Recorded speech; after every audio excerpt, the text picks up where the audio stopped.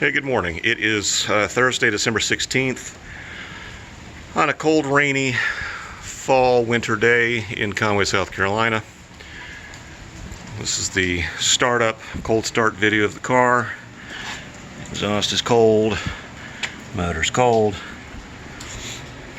and I think it's probably about, I don't know, 40 degrees maybe. It's pretty chilly. So let me start the car for you. Fuel pump is running. You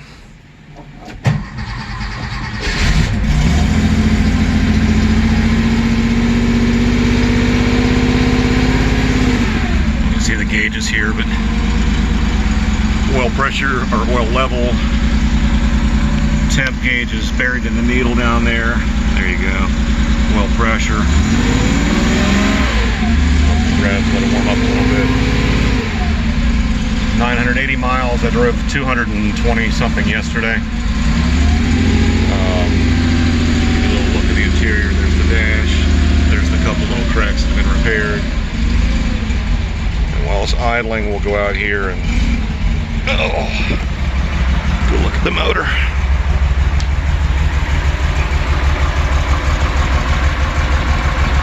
Yeah, no smoke. Some revs.